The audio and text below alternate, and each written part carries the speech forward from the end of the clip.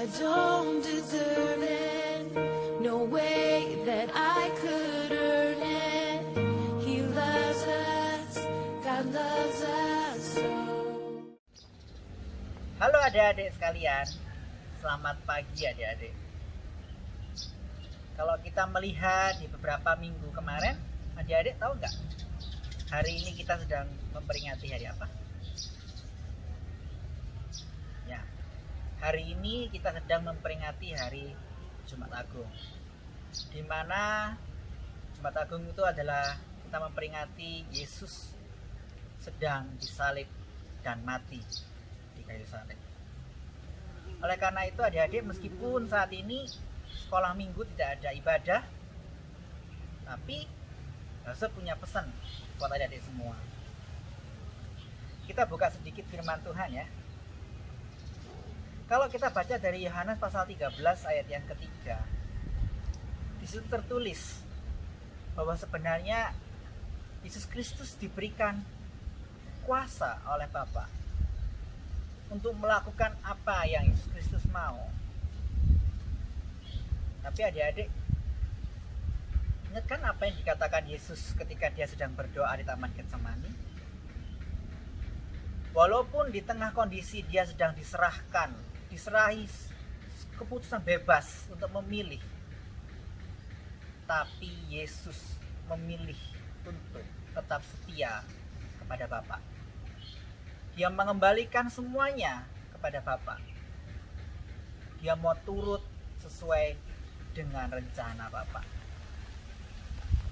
Padahal dia tahu bahwa ketika dia mengikuti semua rencana Bapa, dia akan menderita dan dia akan mati. Tapi adik-adik, walaupun di tengah penderitaannya, ada 7 perkataan Yesus yang begitu terkenal, yang begitu mantap, begitu baik buat kita semua. Kakak akan membacakannya satu demi satu buat adik-adik semua.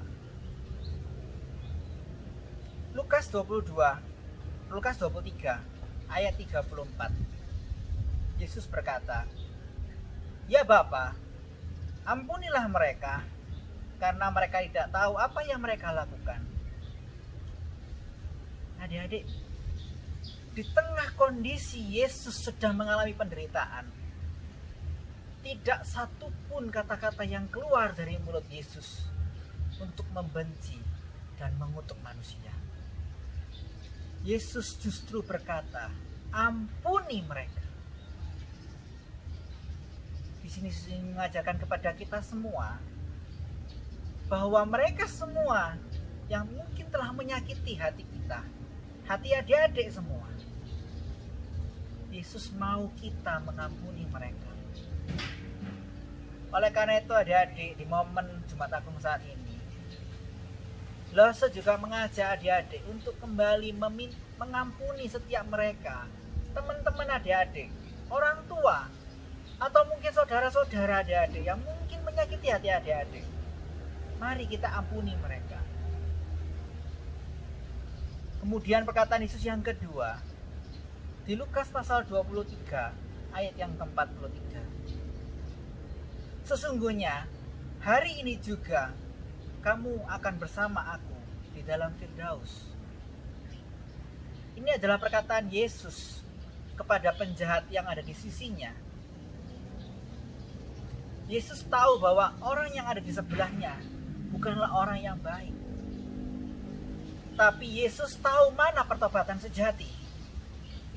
Meskipun sisa waktu yang sedikit, penjahat itu bertobat dan meminta ampun kepada Bapa. Dan Yesus mengampuni.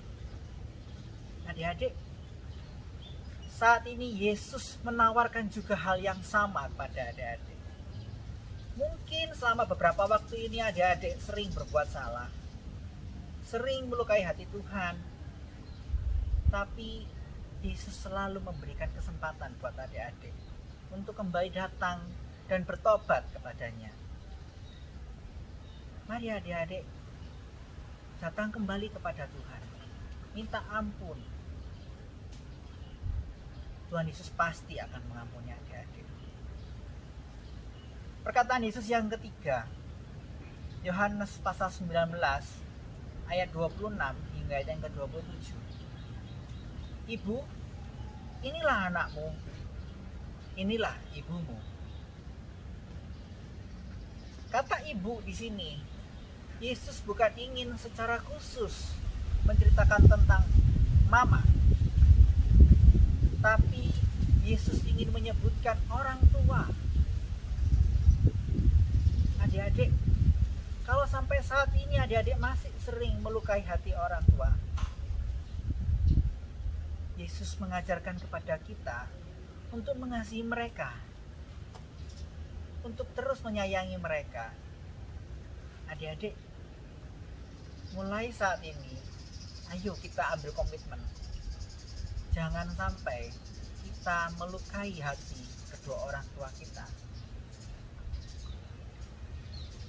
Perkataan Yesus yang keempat, Matius pasal 27 ayat yang ke-46, yang juga sama di kitab Markus 15 ayat ke-34. Allahku, Allahku, mengapa engkau meninggalkan aku? Yesus mengutip kata-kata ini dari kitab Mazmur, di mana ketika Daud sedang berbuat dosa di hadapan Tuhan.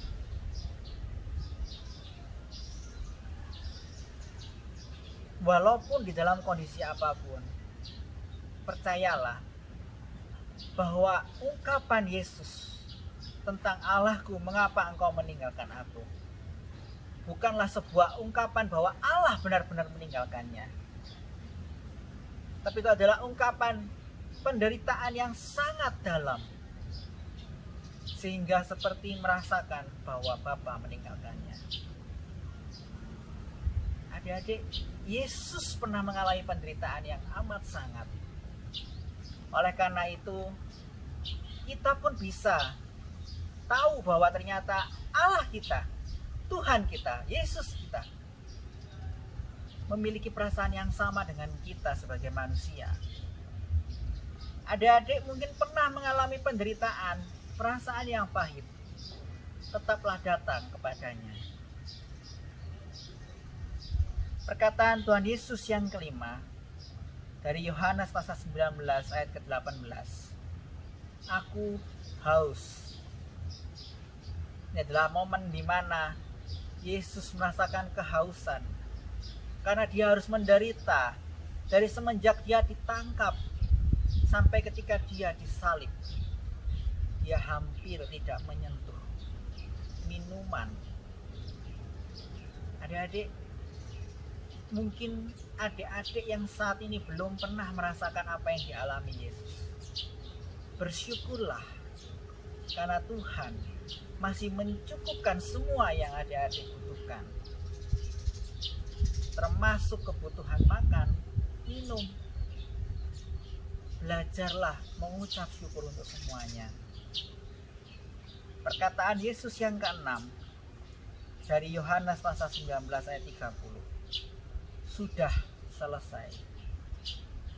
Ini adalah perkataan Yesus yang sungguh kuat dan berkuasa, di mana Yesus ingin menyampaikan bahwa seluruh dosa manusia sudah ditanggung olehnya. Dia sudah selesai mempersiapkan seluruh jalannya dan menyelesaikannya. Adik-adik, untuk kita bisa diterima oleh Allah, tidak ada jalan lain selain dari Kristus. Hanya anugerahnya yang membuat kita bisa kembali bersama dengan Bapa, bersama dengan Allah.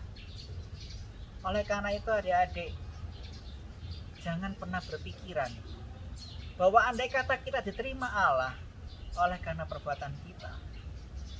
Tidak. Kita diterima Allah itu semua hanya oleh karena pengorbanan Yesus di kayu salib. Perkataan Yesus yang terakhir, Lukas 23 ayat yang ke-46. Ya Bapa, ke dalam tanganmu kuserahkan nyawaku. Ini adalah perkataan Yesus yang terakhir. Adik-adik, mungkin adik-adik pernah mendengar dari teman-teman bahwa agama Kristen kok Tuhannya lemah sekali. Paling cepat matinya dari para penjahat. Adik-adik, perkataan Yesus yang terakhir ini menunjukkan begitu berkuasanya Yesus atas hidup. Bahkan ketika Yesus hendak mati, Yesus menyerahkan nyawanya. Ingat adik-adik, bukan kematian yang datang menjemput Yesus, tapi Yesus yang menyerahkan nyawanya.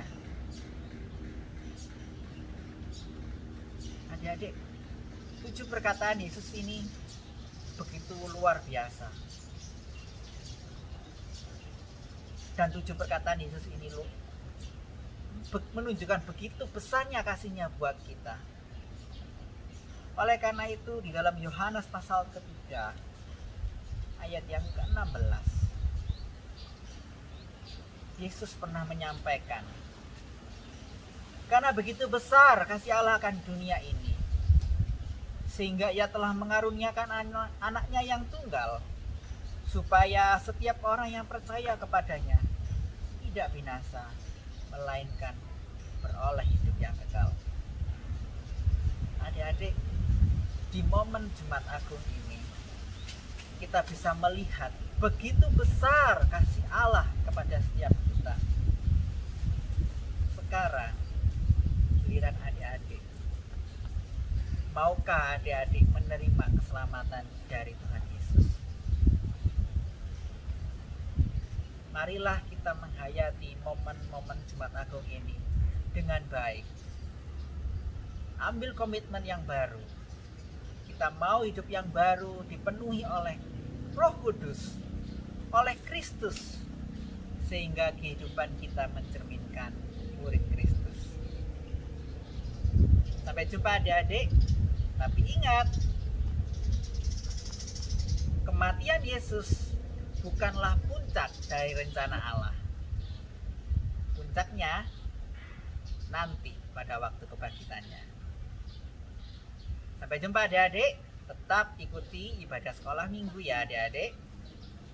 Tetap jaga kesehatan. Tetap jaga protokol kesehatan. Sampai jumpa adik-adik. Tuhan Yesus memberkati.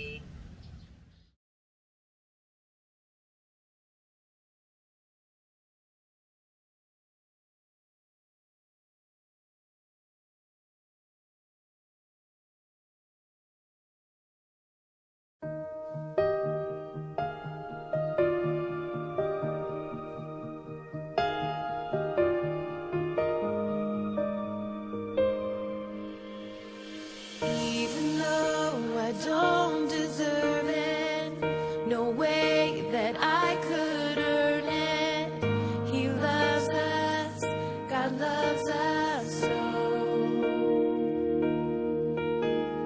With grace and full forgiveness, He washed away my sin 'cause He loves us, God loves us so. This is how He loves us, so with love that's unconditional, not because of what we do or what we've done. This is why He came.